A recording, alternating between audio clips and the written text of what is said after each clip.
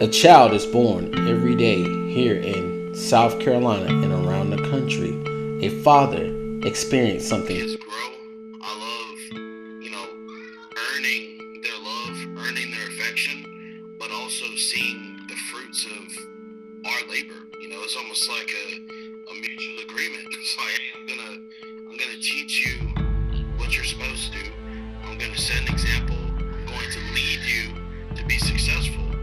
And your end of the bargain is to pretty much just do your best to absorb this information, listen, and let's go through life together. According to the South Carolina DHEC, over 50,000 babies have been born since 2018 around the state of South Carolina, and each father has a different emotion every single time he sees his child being born for the first time. It was a little crazy. I was 19 years old, and I was still fresh in the military.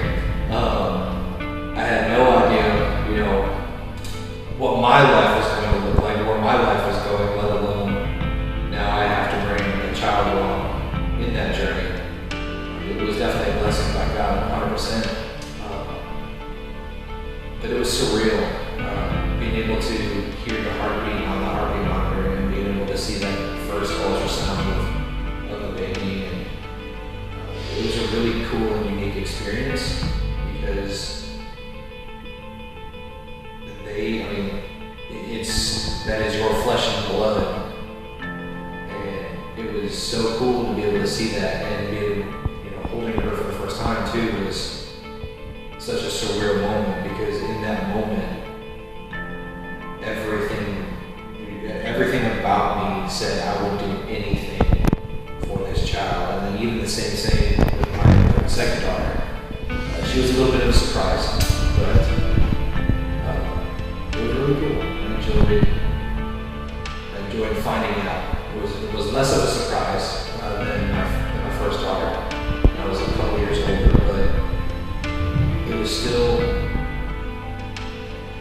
still a good time. I enjoyed finding out because it had been a couple of years and it was something that had been talked about. I didn't really think that it was going to happen again. But then again, like I said, just seeing her and holding her in my arms for the first time, it happened yet again. I just felt like I would do anything for her. And a focal point in my life to wrap all my efforts around getting myself together, getting my daughter together, and moving us forward. Fatherhood is important to me because it is a constant goal that needs to be met, nurture and love for someone other than myself. Growing up, I was very selfish, always looked out for number one, never did much for anyone else, but along came my lovely daughter, Chloe, and she's given me reason to sort of look outside myself, my own wants and my own needs. So fatherhood's important to me, mostly because it puts someone else above myself and gives me a reason to live and press forward. Okay. Now, one of the things, tell me the moment that you found out that you were going to become a father. Like, what was that day like? It was a busy day that day, actually. I was working a couple of jobs at the time. I worked at American Eagle in the mall doing retail, and then I was bartending at night. So my schedule was kind of full that day, and I got a phone call from a friend of mine that we had been hanging out. And my daughter's mom and I were never actually together. We were more like a friends with benefits kind of thing. We both worked in the service industry together. And she shot me a text while I was on my shift in the evening. And it was a real cryptic sort of message like, yo, we need to talk. I got a couple of questions. And I was like, uh-oh, it just seemed like bad news, But I linked up with her when we got off that night. And she just kind of dropped it on me. It was like, yo, here's the pregnancy test. It is what it is.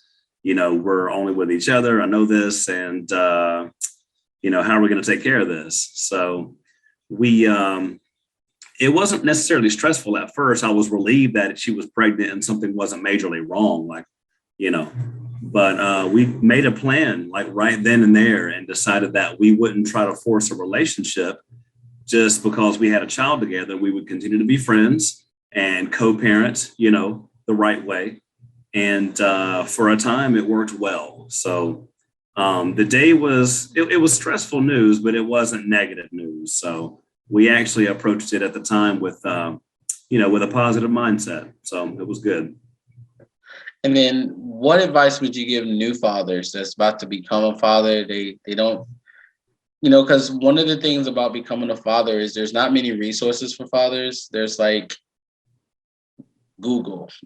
So, basically, yeah. So you don't have any resources like as many resources for mothers. There's not many resources out there for fathers. So what kind of advice could you give a brand new father since you've been a father for, so many years now? There's probably two pieces of advice, like major pieces that I would try to, get the point across to someone. First of all, is patience. Patience is everything.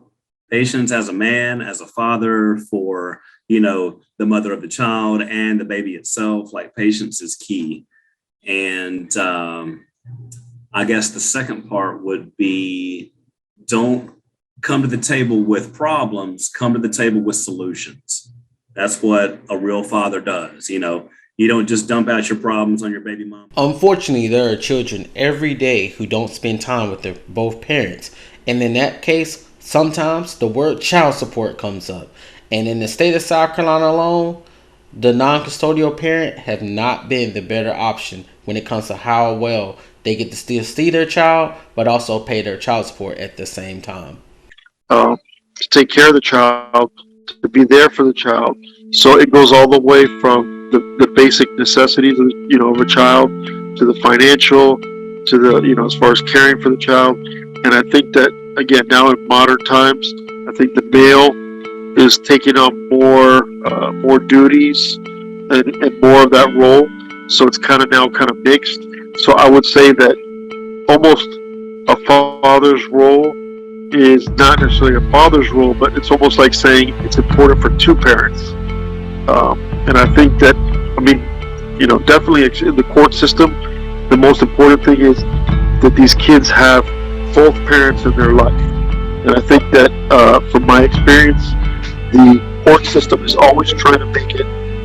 I think the court system always leans towards both parents being involved. Sometimes the primary may be chosen, but every time that I've dealt with the court system as an attorney, I've never had a judge who wants to limit the access or the time a father's going to spend with his children. If there's a factor, then that might be part of it, but the court system does want the father to be involved. And I think that statistics show, I think that General Society shows that fathers involved in their kids' lives, it is basically, it's a necessity for them to have a role model, a necessity for them to be emotionally strong, to be, fulfilled by having both parents. And I think that also having a father involved, more than anything, is it helps to have that, that role model, that person in all steps of growing up. Because again, like I said before, it's, women can look to a father as a role model for who they want to be with, or who they want to be with. The same thing with the male children. Now in today's society, a lot of fathers are actually blended families now. I guess a lot of people don't think like this, but I truly saw how much my mom sacrificed, like as a person. You know what I mean? Like her joys, her happiness, or whatever. Because there were not good, to your point, male figures, role models, people around that could fill that role that needed to be done. And it was like, you know what? I can really impact his life, change his life, and be there for him in a way that I never was. And I think for a lot of people, they try to be sympathetic, not empathetic. And people only really know what something feels like when they go through it. You know what I mean? And I know we talk about how many dads or single parent families there are and single parent kids out there, but people really got to stop and think about the impact or how much they could bless other people if they just get their stuff together. It's not hard to love other people. It's not hard to love each other. But with my son, in his eyes, I am his dad. Like, he calls me his dad. Teachers call me his dad. Like, we have a very father-son relationship, and even after having my own child with my wife, I love them both equally the same. No difference. I think the only difference would be the baby's cute. Able to make a child, and fathers are important because they play a role in the upbringing. It's the support of the parent. It's an extra supporting hands with the kids. It's, school plays, having somebody in there with you, two parents, kids being proud. Like, I grew up in a household with my parents. I had both parents in my household, and sporting events, school functions, all that. Both my parents were there, and it was great because I had a dad and I had a mom, and I got what I needed from my mom, I got what I needed from my dad, and we grew up happy. My parents are now separated, and it hurt me a lot. It sounds like, I thought you guys, I thought they were great, but what they did at the end of the day was they put us first. They put their differences aside, and they put us first. And fathers are important because kids need it. A father would add something to my kids' lives that I can't do as a female, as a mom. I know there's a lot of people that say a mom can't be both dad and mom, and that's why.